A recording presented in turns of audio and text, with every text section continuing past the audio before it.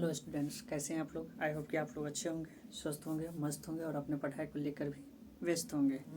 और आज हम स्टार्ट करने जा रहे हैं मैथमेटिक्स का फिर से पुराना टॉपिक को ही। चैप्टर का नाम क्या था? वास्तविक संख्या। जो इसका डेफिनेशन सब हो चुका था, लगभग 1.1 जो है उदाहरण, और चैप्टर भी ख़त्म हो चुका था। आज हम 8.2 बिफोर हम पहले भी बता चुके थे कि बिफोर का मतलब ये होता है कि चैप्टर से पहले जो पढ़ते हैं उसको क्या बोलते हैं?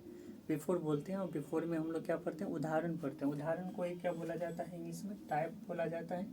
जिसमें हमने टाइप संख्या 5 तक पढ़ चुका था, और आज हम पढ़ेंगे टाइप संख्या 4 तक पढ़ चुके थे, और टाइप संख्या आज हम पढ़ेंगे 5, जिसमें टाइप संख्या 5 का क्वेश्चन कह रहा है संख्याओं 4n अंक पर विचार करें जहां n एक प्राकृत संख्या है।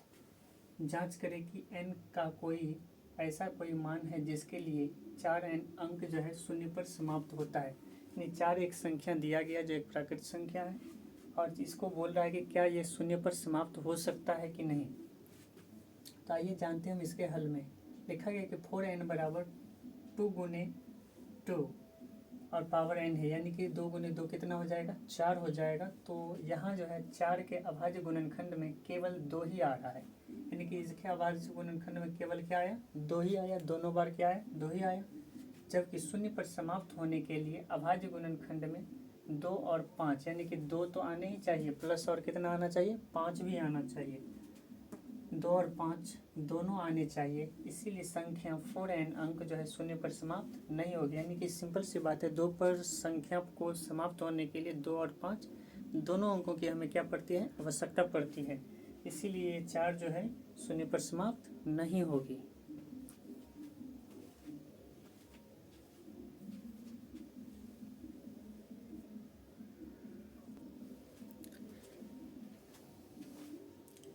ये हमारा नेक्स्ट क्वेश्चन कह रहा है कि संख्या 6 और 20 के अभाज्य गुणनखंड विधि से HCF और LCM ज्ञात कीजिए। यानी कि हमने HCF और LCM तो सीखा हुआ है, लेकिन क्या बोल रही है? अभाज्य गुणनखंड विधि से क्या बोल रहा है कि LCM और HCF मुझे ज्ञात करना था। सबसे पहले मैं HCF ज्ञात करूँगा 6 और 20, यानी कि सबसे पहले क्या किया जाता है? 6 और 20 को अभाज्य गुणनखंड विधि से लिखा जाता है। जैसे कि 6 को क्या लिख सकते हैं? 2 गुने 3 लिखा जा सकता है। 6 को क्या लिख सकते हैं? 2 गुने 3 लिखा जा सकता है इसे। तो इसका LCM करते हैं तो इसी को क्या बोलते हैं? 2 गुने 3 करके क्या करते हैं? लिखा जा सकता है। बिल्कुल सेम उसी तरह 20 को भी क्या लिखा जा सकता है? LCM करेंगे 20 को उसी तरह से, तो 2 10 दूनी 20, फिर से 2 लगेगा तो 5 दूनी 10, यानी इस तरह से इसका अभाज्य गुणनखंड कितना हो जाएगा? 2 गुने 2 गुने 5। अब इस संख्या में हम क्या देखेंगे कि दोनों में जोड़ा किसका लग रहा है? तो दोनों में जो जोड़ा लग रहा है वह किसका लग रहा है? 2 का लग रहा है। तो इस तरह से जो हमारा जो HCF बनेगा वह कितना बनेगा? 2 बनेगा। HCF जो बनेगा वह कितना बनेगा? 2 बनेगा। यानी HCF का जो मान आएगा वह कितना आएगा? 2 आएगा।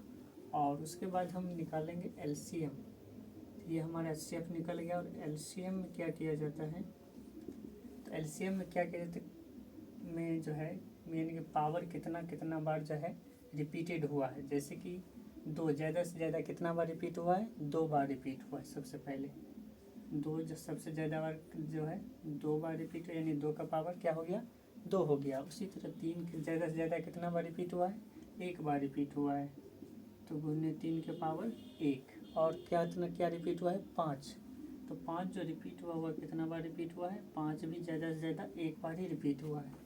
यानी कि 2 ज़्यादा से ज़्यादा जो है 2 बार रिपीट हुआ, 3 ज़्यादा से ज़्यादा 1 बार, और 5 भी ज़्यादा से ज़्यादा 1 बार। तो फिर हम इस तरह से पावर इसको बना लिए हैं। फिर इसको क्या करेंगे? पावर को गुना करेंगे। 2 का स्क्वायर कितना हो जाएगा? 2 दूनी 4 हो जाएगा। 3 का पावर 1 3 ही होगा, और 5 का पावर 1 यानी कि 5 ही होगा। तो अब इसको क्या कर लेंगे? मल्टीप्लाई कर लेंगे, अर्थात गुना कर लेंगे। 4 तिया 12, 12 पंचे 60 हो जाएगा। यानी इस तरह से जो हमारा जो LCM का जो मान आएगा वह कितना आ जाएगा? 60 आ जाएगा। ये था तो ये था हमारा आज का क्वेश्चन। और आज हम अपनी क्लास को फिर से यहीं पर समाप्त करते हैं। मिलते हैं तब तक के लिए नेक्स्ट वीडियो में। Thank you.